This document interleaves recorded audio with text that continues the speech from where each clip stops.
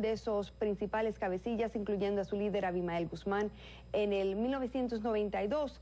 Entre los favorecidos ahora por este fallo se encuentran Crespo, abogado de Abimael Guzmán, y el fundador de Movadef, Manuel Fajardo. La pregunta para ustedes, para que participen en estos mismos instantes del programa: ¿están de acuerdo con la posible excarcelación de algunos ex cabecillas de Sendero Luminoso a los que se les responsabiliza por la comisión de terrorismo agravado mediante la afiliación y pertenencia a una organización terrorista? Vamos a tratar de entrar en contexto. Para ello nos acompañan desde nuestros estudios en Miami el consultor político Pedro Paul Betancur, y también desde Lima vía Skype se enlaza con nosotros el analista político Eugenio de Medina Lora. Bienvenidos ambos. Señor Eugenio de Medina Lora, ayúdenos primero a recordar los crímenes que se le atribuyen a Sendero Luminoso, condenado por organizaciones internacionales por su extremada brutalidad y que aún figura en la lista de organizaciones terroristas del Departamento de Estado de Estados Unidos. ¿Por qué es tan temido Sendero Luminoso? Sendero Luminoso, para empezar, es uno de los grupos terroristas más violentos que ha azotado América Latina, que sin duda alguna es uno de los grupos que además efectivamente desató un conflicto armado, que en realidad más que un conflicto armado fue un ataque a la sociedad peruana, que se defendió con sus fuerzas armadas a través de 3 gobiernos: el gobierno de Fernando Belaúnde, de Alan García, y el de Alberto Fujimori. Y Sendero Luminoso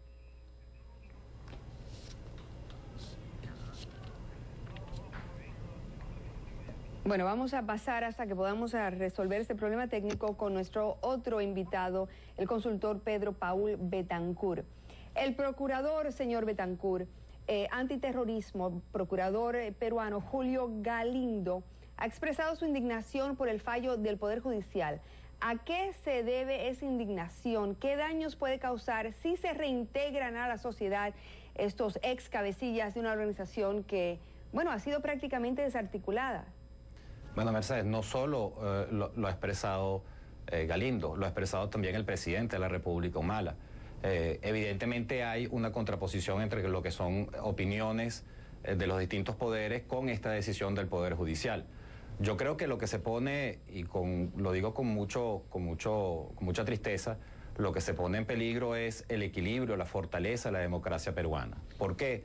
Porque evidentemente hay un juego de poderes. El Poder Judicial ha tomado una decisión, el Poder Ejecutivo ha expresado no estar de acuerdo con esa decisión, y pareciera haber un consenso un poco generalizado dentro de la opinión pública de que efectivamente esa decisión no es una decisión correcta. ¿Qué es lo que sucede aquí?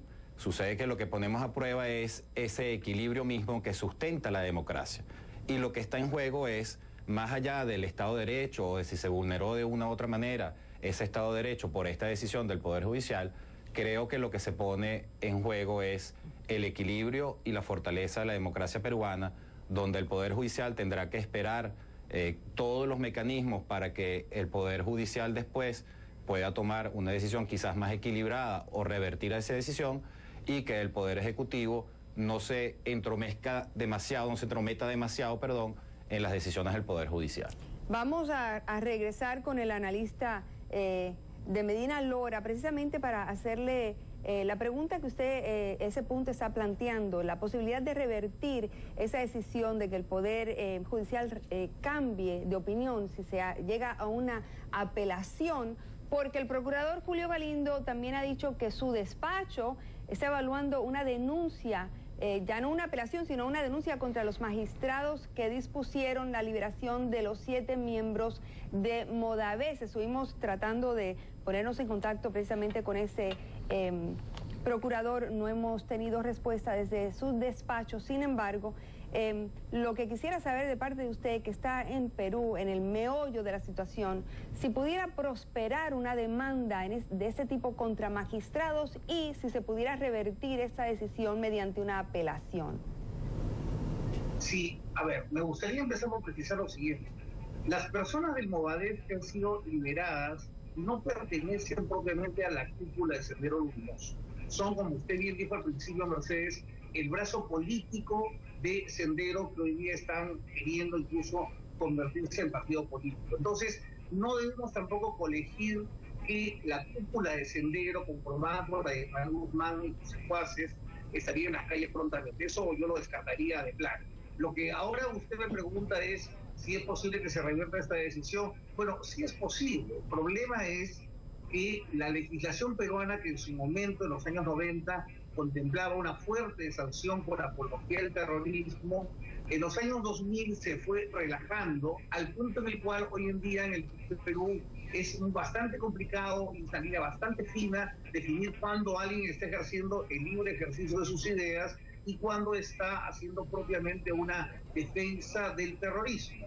Más aún si es una cúpula, digamos, de un grupo de personas que no ha participado directamente en actos violentos. Ahora, ese es el plano legal. Igualmente, como dice el analista Betancourt, hay un plano político. Y ese plano político tiene que ver con el mensaje que le estamos dando a la sociedad. Es decir, nosotros estamos siempre bajo la premisa de que Sendero Luminoso atacó a la sociedad peruana, pero lamentablemente, a raíz del famoso informe de la Comisión de la Verdad y la Reconciliación, se abrieron muchísimos cuestionamientos a la manera en que se enfrentó el problema del terrorismo, y eso dio pie a que esas organizaciones pudieran tomar base en ese informe y ahora pretender reincorporarse bajo la sombrilla de lo que sería la reconciliación nacional. Eso ya es un tema de naturaleza política.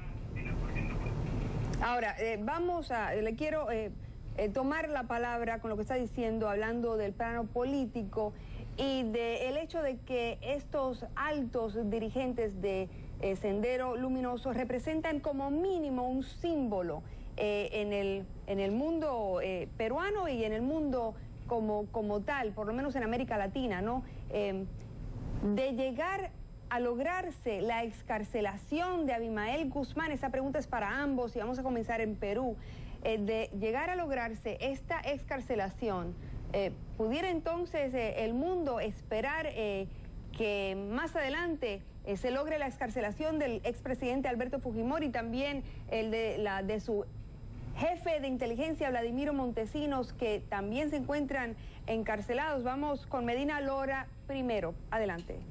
Bueno, el caso de Montesinos y Fujimori, en realidad, a pesar de que la izquierda peruana ha tratado de ponerlos en el mismo plano, son casos bastante distintos.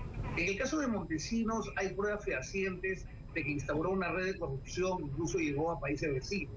En el caso del presidente Fujimori, estamos hablando de un juicio básicamente político en el cual se le incorpora la figura de lesa humanidad cuando, francamente, ni siquiera hubieron pruebas de que él hubiera dado una sola orden de las atrocidades que sí cometió una parte de las Fuerzas Armadas bajo las órdenes de Montesinos. Yo entiendo, señor Medina Lora, que los casos son diferentes, son enormemente diferentes. Sin embargo, estamos hablando del Poder Judicial que está tomando estas decisiones. Señor Pedro Paul Betancourt, ¿usted cómo lo ve? No, en principio concuerdo en que efectivamente son casos distintos, evidentemente.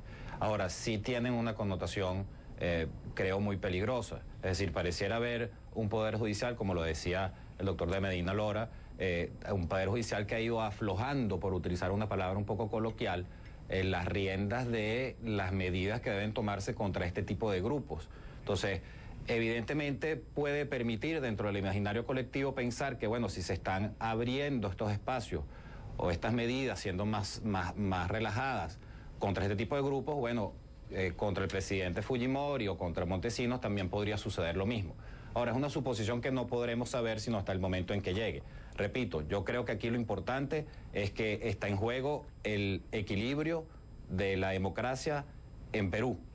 Tenemos que esperar que los tiempos judiciales se cumplan, que todos los procesos, incluso para tratar de revertir esta sentencia, se dé, y que el Poder Ejecutivo, el presidente Humala, sería una recomendación que le daría, tenga la paciencia y el equilibrio de esperar que esos tiempos se cumplan. Bien, en 5 segundos, analista político Eugenio de Medina Lora, ¿está en juego la democracia peruana?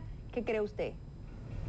Está en juego un tipo de democracia, la democracia bajo Estado de Derecho y bajo libertades. Lamentablemente, y permíteme que lo diga de esta manera, Mercedes, Todo esto es resultado del relajamiento judicial que viene adoptado el doctor Bethancourt, producto de una reacción política que se operó en mi país desde la década del 2000, pretendiendo revertir todo aquello que se hizo en los 90. Hubo cosas malas y cosas buenas.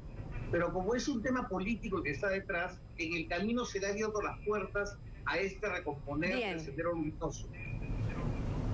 Me apasiona este tema y quiero invitarlos a ambos, al consultor Pedro Paul Bethancourt y al analista político Eugenio de Medina Lora, a regresar para retomarlo. Me parece que todavía hay mucha tela por donde cortar. Muchísimas gracias a ambos. Un gusto tenerlos en el programa. Gracias a ustedes.